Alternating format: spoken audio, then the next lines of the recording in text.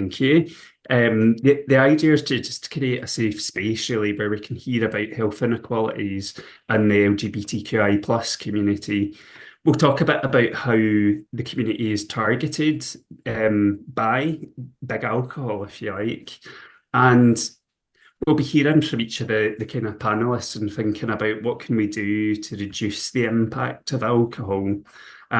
But before we get to the panelists, we wanted just to show you a couple of videos to maybe get your sort of thoughts going. So if I could invite Rebecca just to introduce the videos. We have two videos that I'm going to play for you today. Hopefully there shouldn't be any issues with the sound, but the videos do have subtitles.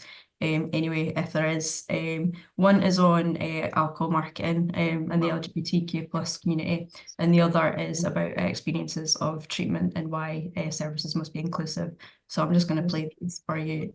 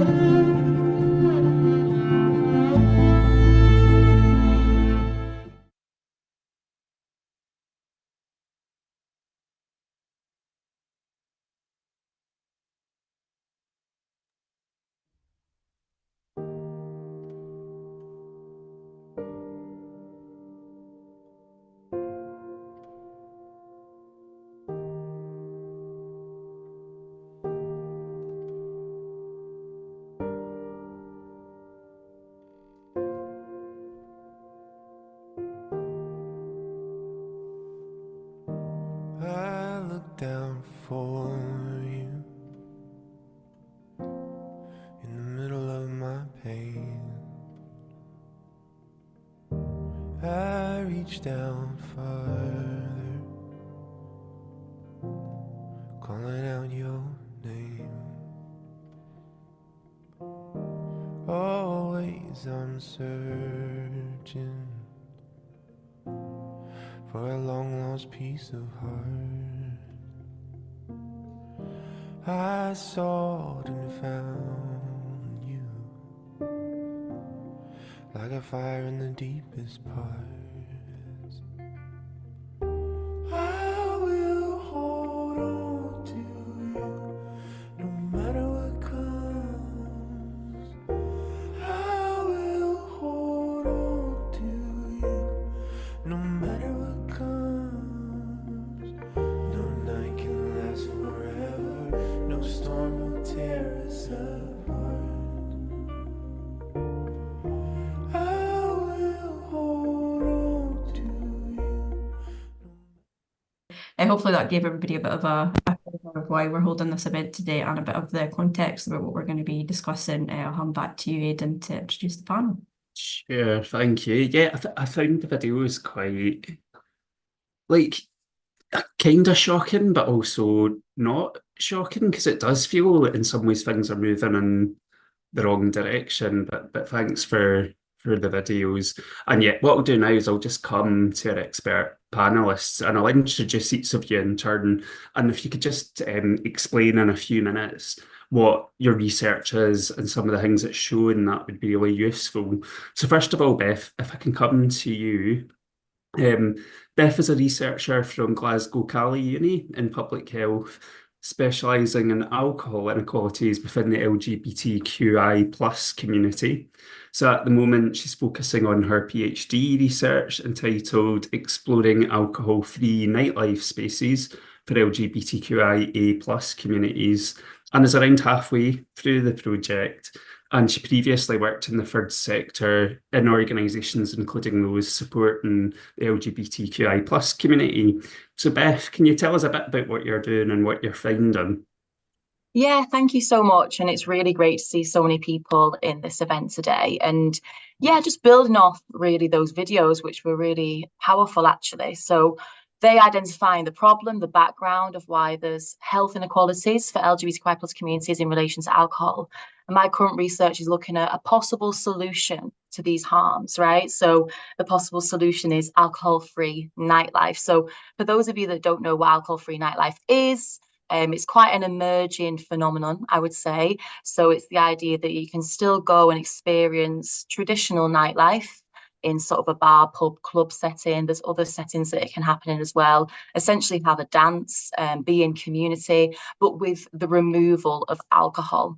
And the reason why I came to sort of look at this is because we know there's issues with health inequalities for alcohol within LGBTQ communities, of course, but we also know that there's a lot of pleasures associated with traditional nightlife for this marginalized group. So things like community building, identity making. A lot of LGBTQI plus people find themselves on the dance floor and be in community with people who've had similar lived and living experiences. And that's really important. So that led me to this sort of big question of how can these important pleasures associated with traditional nightlife be maintained whilst removing the risk that alcohol poses in those environments? And that led me towards alcohol-free nightlife. So I'm looking at it in terms of inclusivity, accessibility, and sustainability. So how can we keep it going as a possible solution to alcohol-related harms?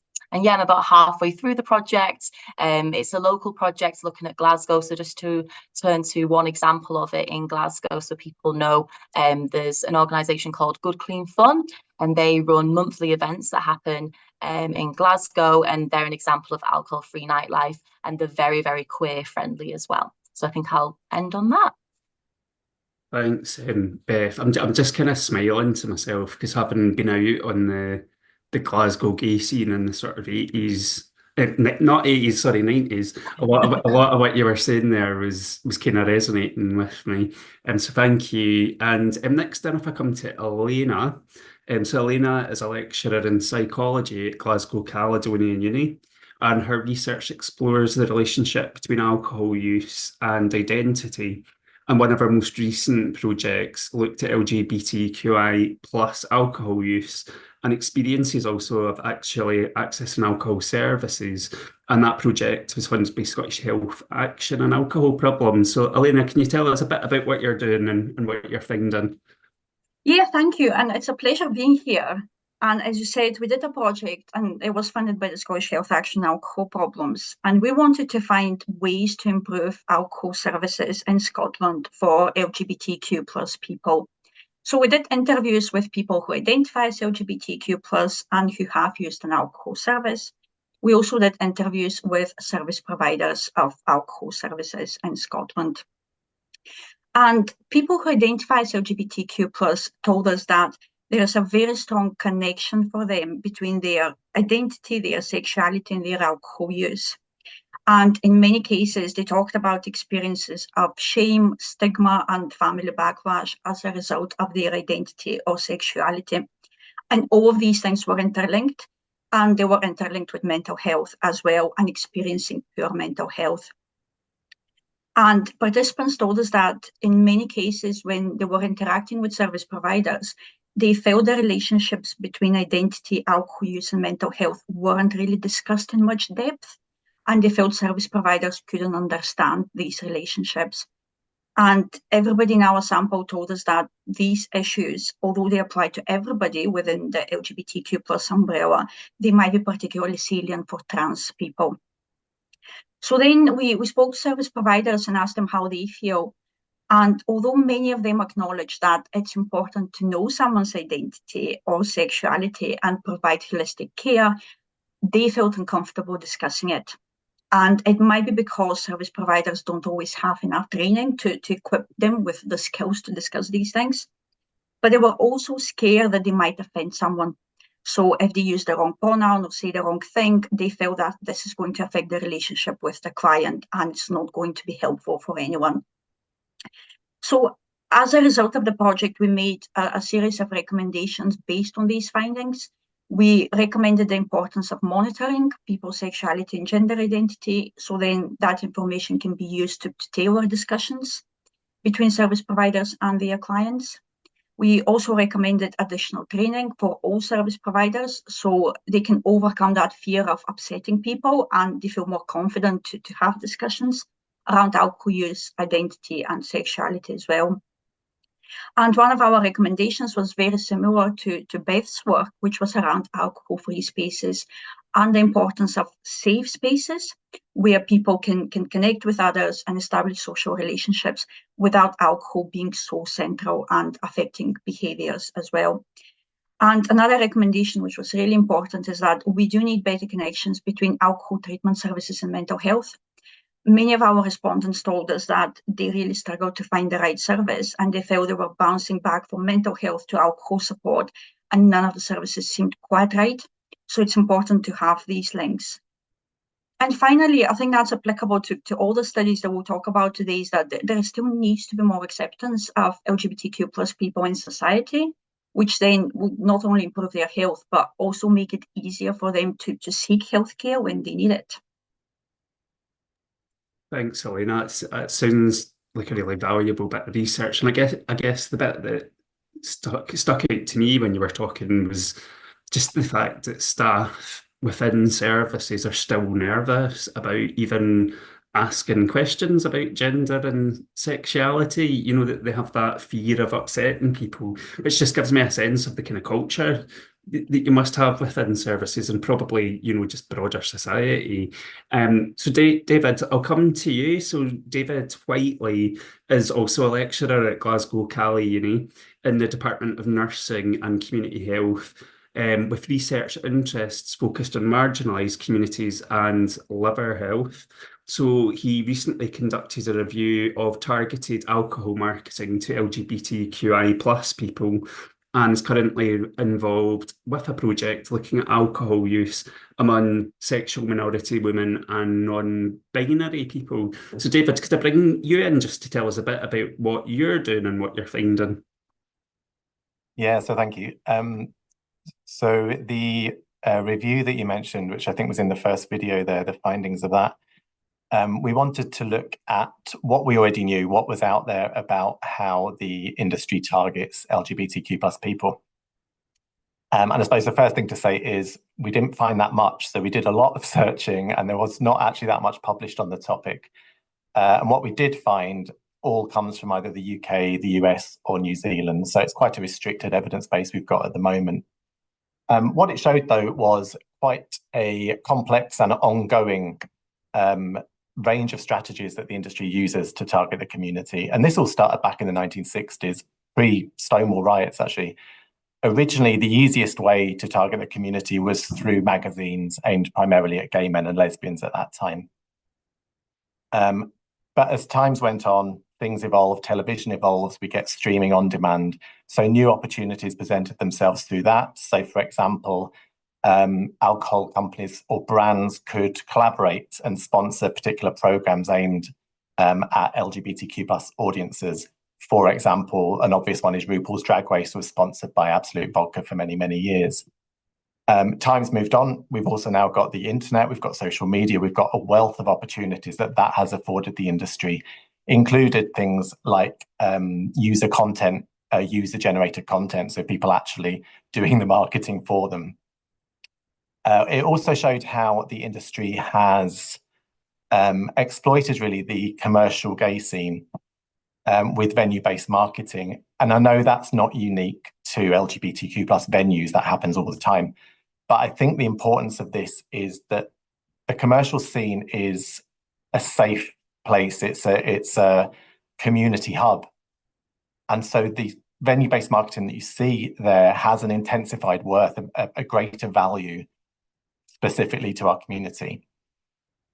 They also use the imagery, the iconography of LGBTQ plus people. The most obvious thing there, obviously, putting a rainbow on it. You see the rainbow flag appropriated and used for many, many, many brands. The other main thing that the industry does is it tells us that it is our friend and it's our ally. And the sponsorship of Pride is the most obvious thing, but it's not limited to that. There are many, many other organizations, charities, and events that the alcohol industry sponsors to support, in theory, the LGBTQ plus community. And there is some debate in the literature around whether this is a good thing. Maybe it's great that they are giving us this money and supporting the community, or is it just a cynical attempt to try and get us to buy their products through rainbow washing? And I'm sure we can chat more about that in due course. Thanks, David.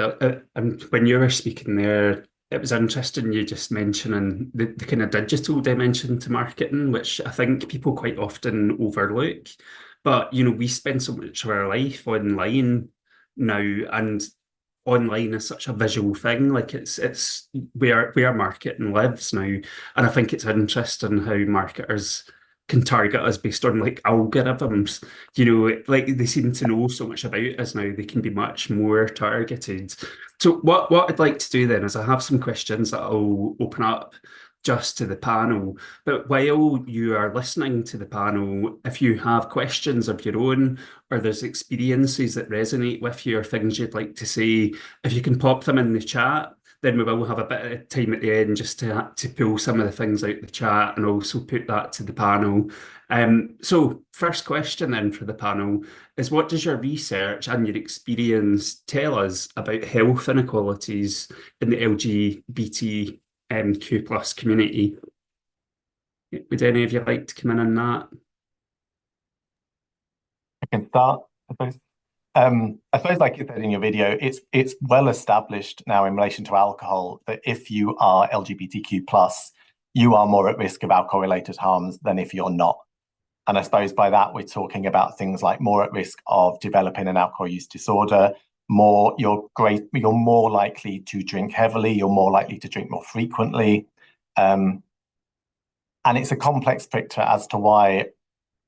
Again, the videos earlier, they showed us that a lot of what we know around this is related to minority stress theory. So we drink more to cope is, in a nutshell, because of the discrimination, the stigma, the violence that you experience as an LGBTQ person, then your alcohol intake is going to go up. That's quite a nice kind of way of framing it, but there's probably more going on, I think, than that. There's also some work that shows us how social life, community life is sort of centered around alcohol for LGBTQ plus people. I think Beth will speak more to this in a minute, but you're kind of the scene is centered around bars, clubs, and pubs. It's where you first go out, it's where you first meet other people.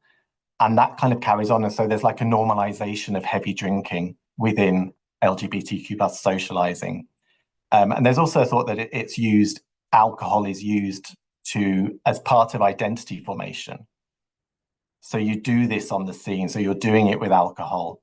And alcohol helps you, I suppose it gives you the courage and the bravery to be who you want to be at the same time. From my point of view, there's another bit to that, which is that's all very centered on the person of why we drink more, but also there is this external force, these commercial determinants of health that are also in the mix there. So we are actively being told to drink more by the industry through all these different ways. So it's kind of like a cumulative effect acting on us, and all of these things I think drive these health inequalities.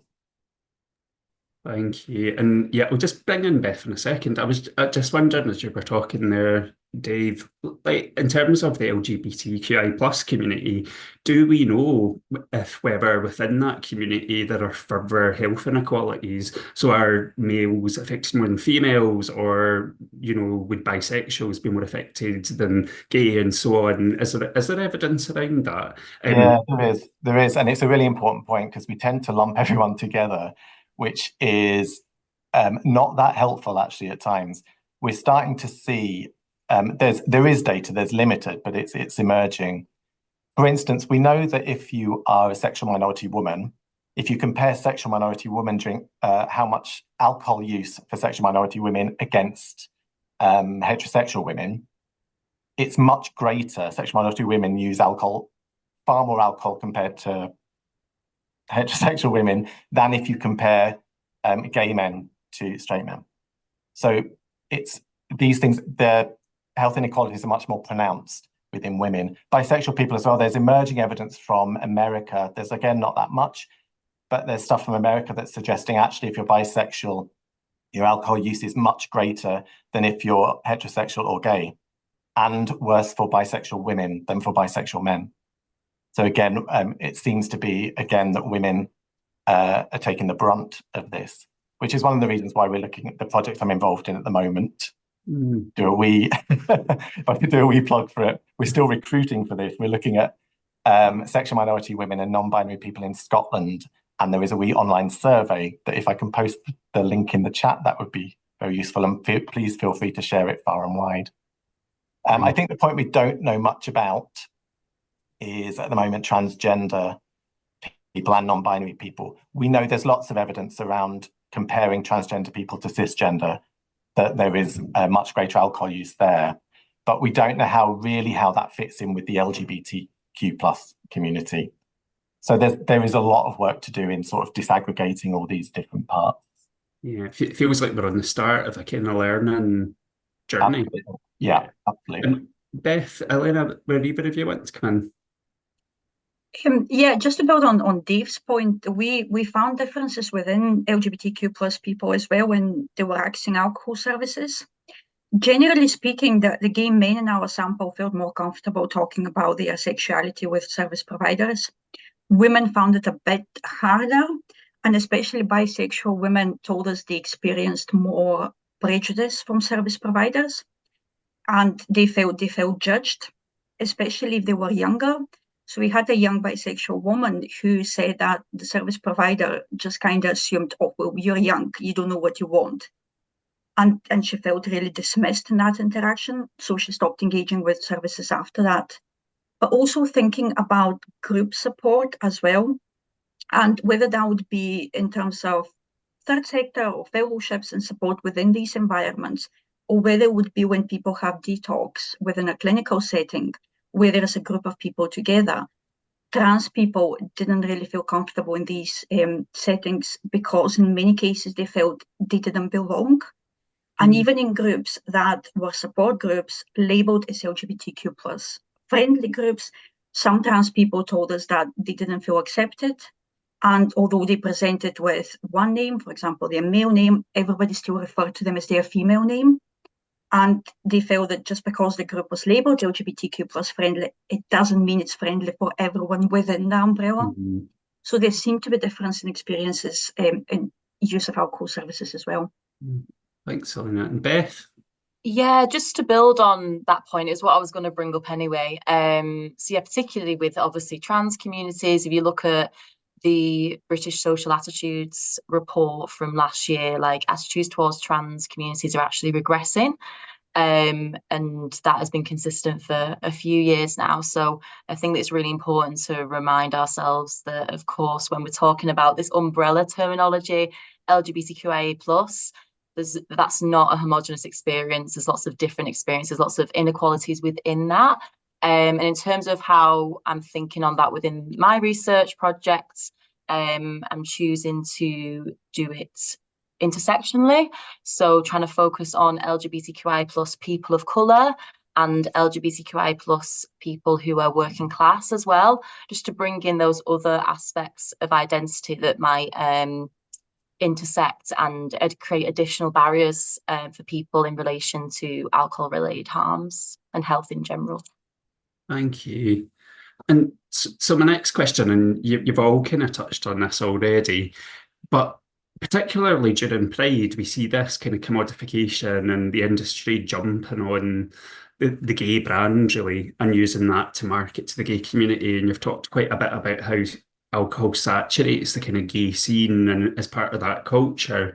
Like, what impact do you think overall the marketing has on the LGBTQI plus community, and why is it kind of different from heterosexual populations? You know, can we evidence that? Can we evidence that kind of marketing to the gay community has a disproportionate impact than other types of marketing, or you know, what's your kind of feelings around how it impacts?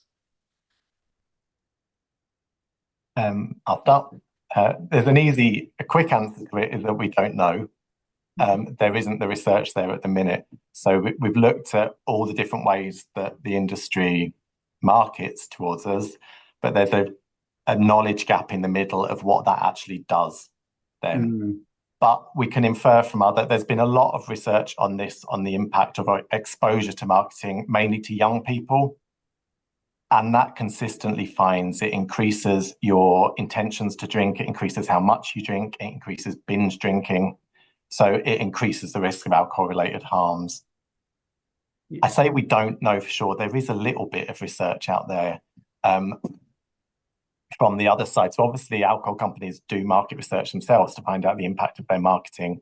And that stuff is not usually in the public domain. But some is, weirdly. So I found some on ResearchGate, a report from about 5 years ago, where they had, in America, recruited 800 LGBTQ plus people, divided them into two. 400 of them have been shown products, generic adverts for products, and the other 400 have been shown the same advert for product, but LGBT branded, so they put a rainbow on it. And that showed that by just doing that, intentions to drink, intentions to purchase the product, and brand loyalty were all much, much higher. So we need to repeat that. We need some more robust evidence from our side in order to start talking about this in terms of public health. Another interesting study that came out recently around Pride, and it's again all from America, a lot of this stuff, so it is a bit you have to bear in mind the context in which this is based. But they looked at sponsorship at Pride, which they'd done before, and they found loads of alcohol sponsorship at Pride. But this time they looked at it in relation to 4th of July events as well. So like you were saying, is it unbalanced? Are we getting more of this? And they found that proportionally, the percentage of alcohol sponsors at Pride was significantly greater than 4th of July events, which I suppose are comparable kind of large-scale public events within America. So it's limited evidence, but it is starting to suggest that it's not just that alcohol sponsors all events, or that, you know, it's the same. They do seem to disproportionately target events aimed at our community. Yeah, and I suppose there's a point you were touching there around it being connected to an actual identity. You know, that kind of LGBTQI plus identity, where there's not a 4th of July identity. Yeah. You know, like it does have a different dimension. But, Beth or Elena, were you want to come into this question? Only just to add, sort of echoing what Dave was saying before around the distinct prominence of the commercial gay scene to LGBTQI plus communities. That is a distinct difference compared to sort of, I don't know, heterosexual nightlife and more mainstream nightlife. It's a sacred space, it's a safer space for lots of LGBTQI plus people. For many, many decades, it was the only kind of third spaces that we could participate in a safe manner. So it's got a lot of history there as well. I mean, even arguably the birth of the modern LGBTQI plus liberation movement happened at Stonewall, which was a bar. So I think that it's important to just remember, the distinct differences within these commercial drinking scenes and how important they are to LGBTQI plus communities, and therefore, the marketing is prolific there as well, and it's going to be consumed perhaps in different ways. Mm-hmm. Yeah. And Elena, was there anything you were wanting to come in and say? No, I think both Dave and Beth really covered that very well. Okay, well, my final kind of question for the panelists, and this is a more optimistic one, but it's just like, what can we actually do, to reduce the harm that alcohol's causing in the LGBTQI plus community? Like, how do we, make our voices heard to kind of big alcohol, if you like, and what can we actually do locally, in terms of improving services and trying to shift the culture. So do you have any thoughts based on what you've learned or what the research has shown? I mean, or do you want to start, Elena? Good. Just because I think it relates quite well to my PhD, because obviously it's suggesting a possible solution of alcohol-free nightlife in terms of thinking more optimistically and more hopefully. And like through doing the research so far, there is definitely I can sense a desire for more alcohol-free nightlife within LGBTQI plus communities.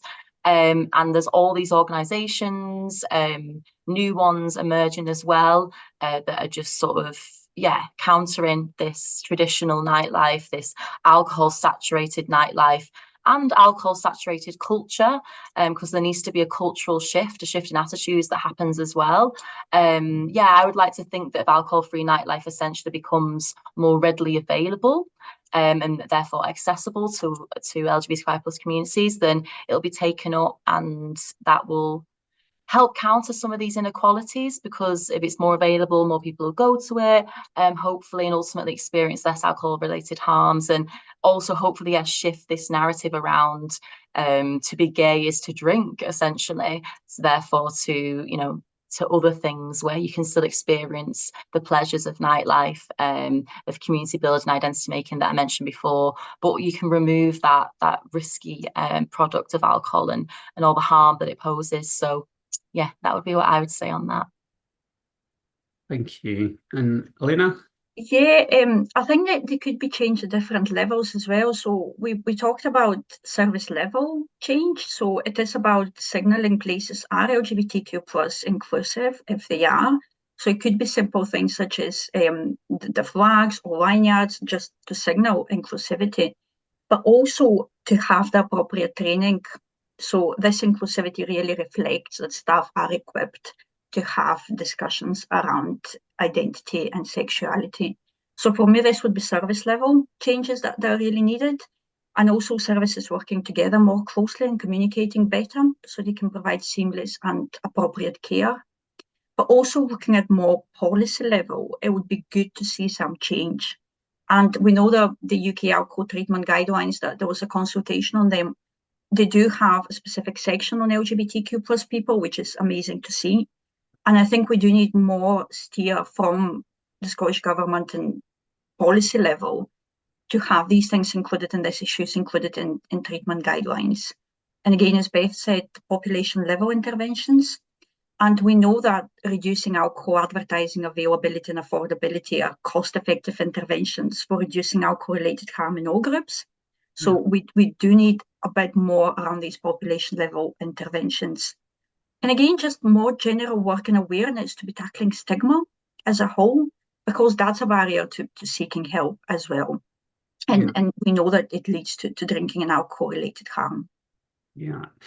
Elena, do you, and you might not know, but are people experiencing almost a dual stigma where they maybe aren't so worried about coming forward for help with alcohol, but then a barrier is around, oh, I'm going to have to talk about my sexuality, or, this service isn't for me, or vice versa. Do you think people maybe have the alcohol stigma and the LGBTQI plus bit doesn't come in, or do we not know? I suppose, do they work in tandem?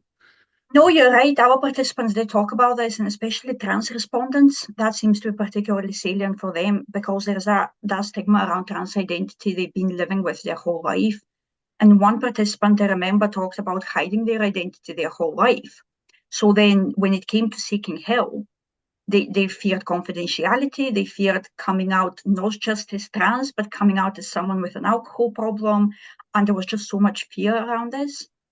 But also there are these perceptions around who we consider to be an alcoholic. So people talked about when you think about someone with an alcohol problem, we automatically think of a middle-aged white man who's been drinking his whole life. And if you don't fall into that box, it's really hard to seek help. So if that's, let's say, a bisexual woman, again, we have this perception of this services are not for me, I don't fit into this, I'm different. So it's really important to acknowledge these things. And then you're right, it's not always to do with identity or sexuality. So that's not to say that service providers should assume it is. It might be that people have a specific relationship with alcohol that's nothing to do with being gay. It just could be something else. And it's important to know when alcohol is central to that relationship and when it's different. Yeah. So it's almost like we need staff to feel comfortable to just see each individual as a human being, really, and work with what they tell you and what they give you. And I'm wondering, Dave, is there anything that you're thinking around these points? I suppose from a marketing point of view, the obvious answer is to call for greater regulation around marketing to vulnerable populations. But I'm always in the back of my head, I'm not really convinced how successful that would be on its own, because we live in a culture and a country that is surrounded by marketing for alcohol. And if you take away one element, you take away the bit where they're targeting your sexuality or your gender identity, you're still then surrounded by the bit where they're targeting your class, your gender, your ethnicity. So we have to think about it within that context. And it's really about calls for marketing restrictions across the board. We have to take that sort of intersectional approach, and you can't just remove one bit because the other bits will just fill in the gap that it leaves. So it's more about stronger regulation across the board for alcohol marketing, which will in turn help protect many different vulnerable communities. Yeah, I was wondering, Dave, I think it was you that was talking earlier on about Stonewall, and you were saying actually alcohol marketing has been around, in the gay community for a long time. And, that surprised me because I always kind of thought Pride started as a movement and it was about pushing back and being heard. And now it's a commercial movement and it's about marketing and music acts and selling tickets and selling drinks. But there's started to be more of a pushback generally, within the community against corporations kind of parachuting in.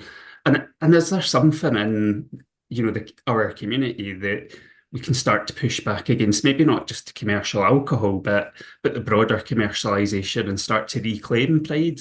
Is that something that's different? I think it's definitely, I think you've hit the nail on the head. I think the answer to this is, there's two streams. You either go up the way and go policy and try and influence policymakers from that point of view, but this kind of stuff has got to be community action. There has to be some kind of voice and movement, which you look online, there already is around this. There's already grumblings of prize being overtaken, but at the moment it's just grumbling. And so you're like, how do you move that onto more focused actual action? How do we reclaim it? I suppose that is the big question. But it has to come from the community. It's not something that can be done externally. Yeah. And that is a good question about how we can do that.